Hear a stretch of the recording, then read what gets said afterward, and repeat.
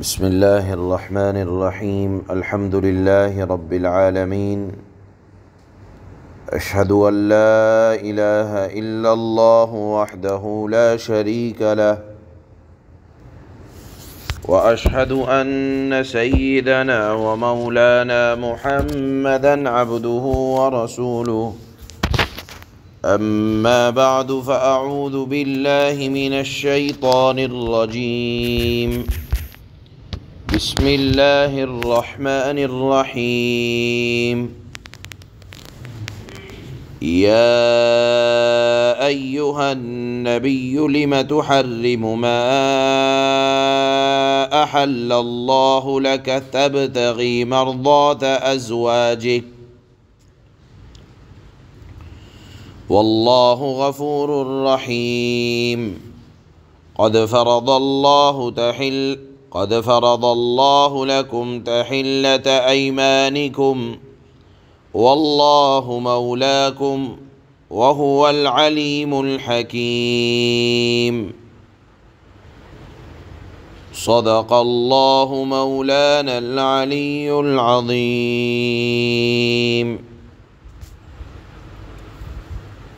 یہ سورت اب سورہ تحریم شروع ہو رہی ہے، اور جیسا کہ گزشتہ سورت کا یہ مضمون بیان ہو چکا ہے، اور اس سورت کا بھی یہی موضوع ہے بنیادی کہ میاں بیوی کو آپس میں اور اپنی اولاد کے ساتھ ایک معتدل محبت قائم رکھنا، اعتدال کے ساتھ محبت کرنا، یہ شریعت کا حصہ ہے، اور گھر والوں کے ساتھ ایک دائرے تک محبت رکھنا یہ حب دنیا میں شامل نہیں ہے۔ اسی طرح جہاں گھر والوں، بیوی، بچوں سے محبت کا حکم شریعت نے دیا ہے، اس کی حدود بھی متعین کی ہیں، اور ساتھ میں بیوی بچوں کے اعمال کی نگرانی کا بھی حکم اللہ نے دیا ہے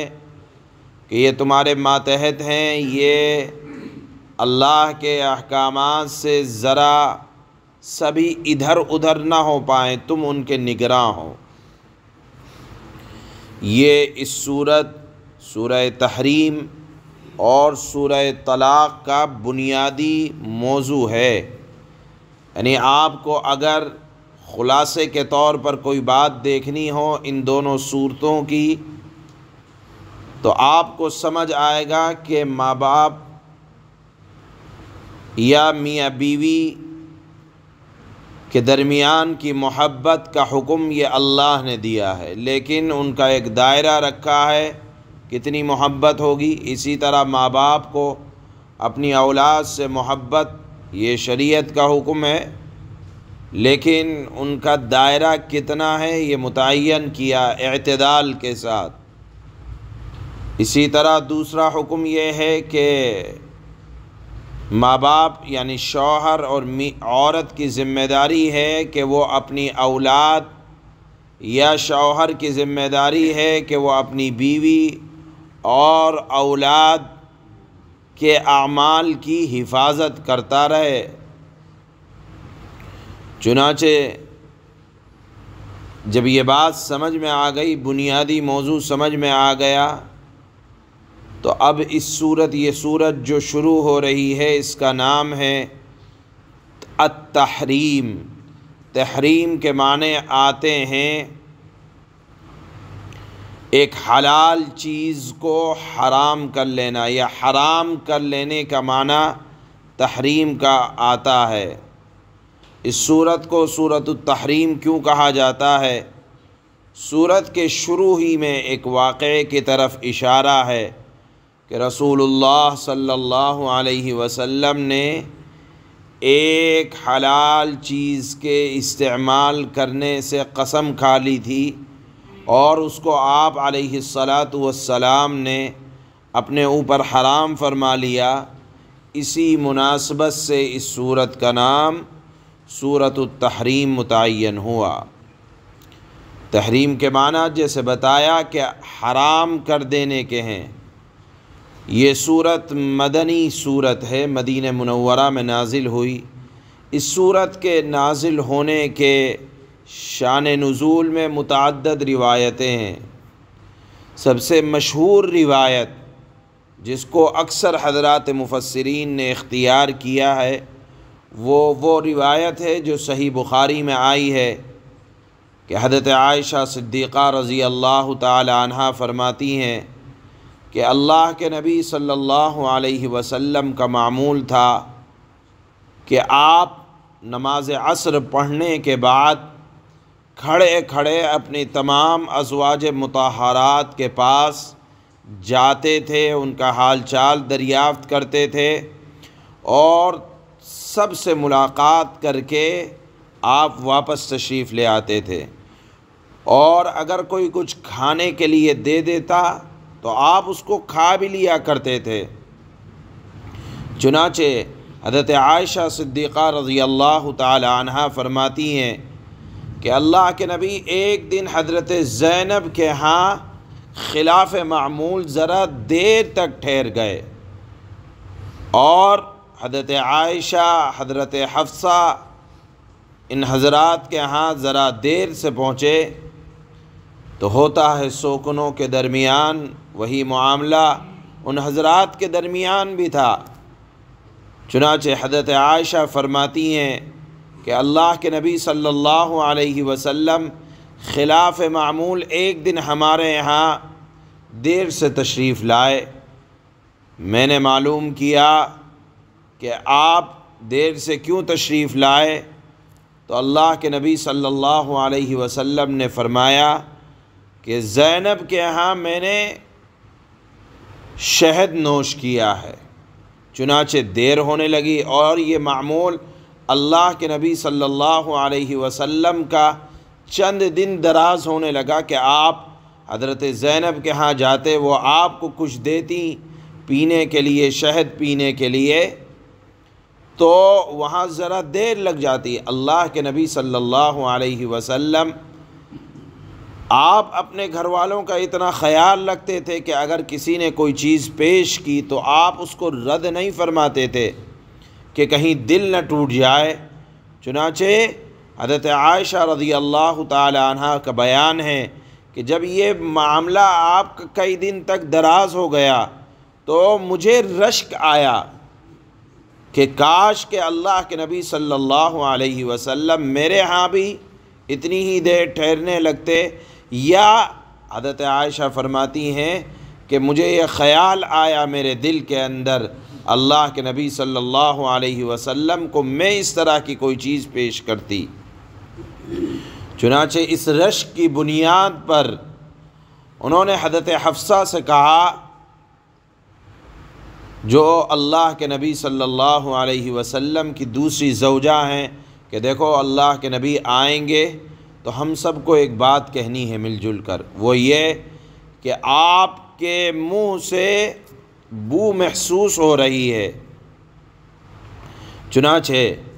اللہ کے نبی صلی اللہ علیہ وسلم جب حضرت حفصہ کے ہاں یا حضرت عائشہ کے ہاں باری باری گئے تو سب نے کہا کہ آپ کے منہ سے بو محسوس ہو رہی ہے، کیا آپ نے مغافیر اس زمانے میں ایک قسم کا گوند ہوا کرتا تھا، آپ سے فرمایا کہ آپ کے منہ سے مغافیر کی بو آ رہی ہے۔ چنانچہ حضرت زینب کے بعد حضرت عائشہ کے ہاں آئے تو حضرت عائشہ نے وہی بات فرمائی، حضرت حفصہ کے پاس آئے تو حضرت حفصہ نے وہی بات فرمائی۔ اس کے بعد اللہ کے نبی صلی اللہ علیہ وسلم نے فرمایا کہ میں نے مغافیر تو نہیں کھایا ہے، البتہ شہد پیا ہے، اور ہو سکتا ہے کہ وہ شہد کی مکھی مغافیر جو ایک قسم کا گوند ہے اس درخت پر سے اس نے شہد کو چوسا ہو اور شہد پیا ہو اور اس کا اثر شہد میں آ گیا ہو، لہذا میں آج سے اپنے اوپر شہد کو حرام کرتا ہوں۔ اور یہ بات آپ علیہ الصلاۃ والسلام نے حضرت حفصہ رضی اللہ تعالی عنہا سے فرمائی، اور فرمایا، اور یہ یوں فرمائی کہ میرے منہ کی بو سے اگر آپ کو پریشانی ہوتی ہو تو میں آج سے تم لوگوں کی خوشی کے خاطر اپنے اوپر شہد کو حرام کر رہا ہوں۔ اور فرمایا کہ دیکھو یہ بات زینب کو نہ پتہ چلے، کیوں خواہ مخواہ وہ رنجیدہ ہوں گی، دلگیر ہوں گی کہ میں تو رسول اللہ کی خدمت کر رہی تھی، اور اس کی بو کی وجہ سے اللہ کے نبی کو چونکہ منہ کی بو، اپنے منہ کی بھی بو بڑی تکلیف دہ ہوا کرتی تھی، جبکہ اللہ کے نبی کے منہ سے کبھی ایسا نہیں ہوا کہ بو کے اثرات محسوس ہوئے ہوں، آپ کا منہ معطر رہا کرتا تھا۔ لیکن بہرحال جب محترماؤں نے فرمایا تو آپ نے فرمایا کہ ہو سکتا ہے، حالانکہ وہ ایک بات بنائی گئی تھی اللہ کے نبی کی محبت کے خاطر، یا سوکنوں کے درمیان جو بات ہوتی ہے، لہذا اللہ کے نبی نے حضرت حفصہ سے فرمایا کہ دیکھو میں نے اپنے اوپر شہد کو حرام کر لیا ہے، لیکن اس کی اطلاع تم زینب کو نہ دینا، اور فرمایا کہ اس کی اطلاع نہ ہو۔ حضرت حفصہ رضی اللہ تعالی عنہا نے حضرت عائشہ سے یہ بات فرما دی کہ اللہ کے نبی صلی اللہ علیہ وسلم نے اپنے اوپر شہد کو حرام کر لیا ہے، چنانچہ فوراً آیت اتر گئی، یا ایھا النبی لم تحرم ما احل اللہ لک تبتغی مرضات ازواجک۔ اے نبی صلی اللہ علیہ وسلم، آپ ایسی چیز کو کیوں حرام کر رہے ہیں اپنے اوپر جس کو اللہ نے آپ کے لیے حلال کیا ہے؟ تبتغی مرضات ازواجک، اپنی بیویوں کی خوشنودی حاصل کرنے کے لیے، یعنی آپ بیویوں سے محبت کرتے ہیں، ایمان کا تقاضا ہے، کرنا بھی چاہیے، لیکن اس کا ایک دائرہ کار ہے۔ چونکہ آپ علیہ الصلاۃ والسلام شریعت کو بنانے والے ہیں،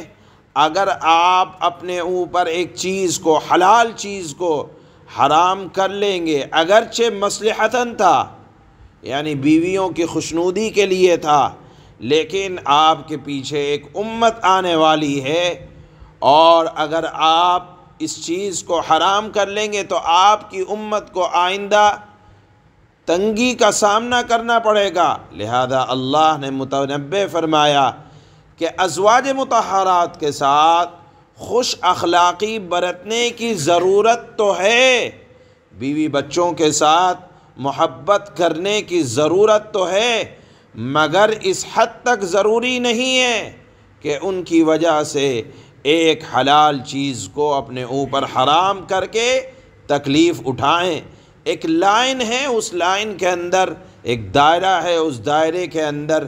بیوی بچوں سے محبت کی جائے گی، لیکن اس کے بعد اللہ نے فرمایا کہ ٹھیک ہے، چوک ہوئی ہے، واللہ غفور الرحیم۔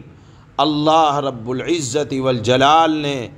یہ جو خلاف اولا بات ہوئی ہے، مصلحتاً آپ نے بو کو ناپسند کرتے ہوئے اپنے اوپر اس چیز کو حرام کیا ہے، یہ خلاف اولا بات ہے، لیکن اللہ نے آپ کی یہ بات معاف کر دی ہے۔ کیوں؟ واللہ غفور الرحیم، کیونکہ اللہ رب العزت والجلال بڑا بخشنے والا، انتہائی رحم کرنے والی ذات اللہ کی ہے، اللہ نے معاف کر دیا۔ ہاں، آپ اگر یہ سمجھیں کہ میں نے قسم کھا لی ہے اور حرام کر لیا ہے اپنے اوپر شہد کھانے کو، شہد نہ کھانے کو، کھانے کی قسم کھا لی ہے، تو اب شریعت یہ کہتی ہے کہ اگر کسی ایسی بات کی قسم کھا لی جائے تو اب اس کا حکم یہ ہے کہ اس کا کفارہ ادا کر دیا جائے۔ چنانچہ اہل ایمان کو بھی یہ حکم ہے کہ اگر ایسی قسم کھا لی جائے جس کا شریعت کے اندر وجود نہیں ہے، مثال کے طور پر کوئی قسم کھا لے کہ میں اپنے ماں باپ سے ملاقات نہیں کروں گا، یا اگر کوئی قسم کھا لے کہ میں فلانے آدمی سے نہیں ملوں گا، اور جب کہ اس سے تعلقات کے رکھنے کو اللہ نے حکم دیا ہے، تو اب حکم یہ ہے کہ آپ اپنی قسم توڑیں، کفارہ ادا کریں۔ اللہ کے نبی صلی اللہ علیہ وسلم نے بھی قسم نامناسب بات پر کھا لی تھی اگرچہ، اور اللہ نے معاف بھی کر لیا تھا، لیکن اللہ کے نبی نے اپنی قسم کا کفارہ ادا کیا اور ایک غلام کو آپ علیہ الصلاۃ والسلام نے آزاد کیا۔ چنانچہ دوسری آیت میں اسی بات کا حکم ہے۔ اللہ کے نبی صلی اللہ علیہ وسلم نے قسم کا کفارہ ادا کیا۔ قسم کے کفارے کے سلسلے میں سورہ مائدہ میں یہ بات آ چکی ہے کہ قسم کا کفارہ کیا ہے، کہ 3 دن کے روزے ہیں، یا غلام کو آزاد کرنا ہے، یا اگر ان دونوں کی بھی سکت نہ ہو تو پھر 10 مسکینوں کو 2 وقت الگ الگ وقتوں میں صبح اور شام 10 مسکینوں کو کھانا کھلانا ہے۔ جن 10 مسکینوں کو دوپہر میں کھلایا، انہی 10 مسکینوں کو رات میں کھلائیں۔ یہ قسم کا کفارہ 7ویں پارے میں سورہ مائدہ میں اللہ نے بیان فرمایا ہے۔ لہذا یہی مضمون کہ کسی حلال چیز کو اپنے اوپر حرام پابندی نہیں لگانی چاہیے، یہ مضمون اللہ نے اس سورت کے شروع میں بیان فرمایا ہے۔ چنانچہ اللہ فرماتے ہیں بسم اللہ الرحمن الرحیم، شروع کرتا ہوں اس اللہ کے نام سے جو بڑا مہربان نہایت رحم کرنے والا ہے۔ یا ایہا النبی لم تحرم ما احل اللہ لک تبتغی مرضات ازواجک واللہ غفور رحیم۔ اے نبی صلی اللہ علیہ وسلم، جو چیز اللہ نے آپ کے لیے حلال کی ہے، آپ اپنی بیویوں کی خوشنودی حاصل کرنے کے لیے اسے کیوں حرام کرتے ہیں؟ مراد ہے کہ آپ نے مغافیر کی بو کی وجہ سے شہد کو اپنے اوپر حرام کر لیا تھا۔ اللہ نے فرمایا ایسا کیوں کرتے ہیں؟ اور اللہ بہت بخشنے والا انتہائی مہربان ہے۔ قد فرض اللہ لکم تحلۃ ایمانکم واللہ مولاکم وہو العلیم الحکیم، اور اللہ نے تمہاری قسموں سے نکلنے کا طریقہ مقرر کر دیا ہے۔ یعنی اب حکم یہ ہے کہ آپ نے قسم کھا لی ہے، قسم توڑ دیں، کفارہ ادا کر دیں۔ حدیث میں بھی یہ بات بیان کی گئی ہے کہ اگر کوئی نامناسب قسم کھا لے تو اسے قسم کو توڑ کر کفارہ ادا کرنا چاہیے۔ چنانچہ اللہ نے آپ کے لیے قسموں سے نکلنے کا طریقہ مقرر کر دیا ہے، اور اللہ آپ کا کارساز ہے، اور اللہ وہی ہے جس کا علم بھی کامل ہے اور حکمت بھی کامل ہے۔ سبحان اللہ۔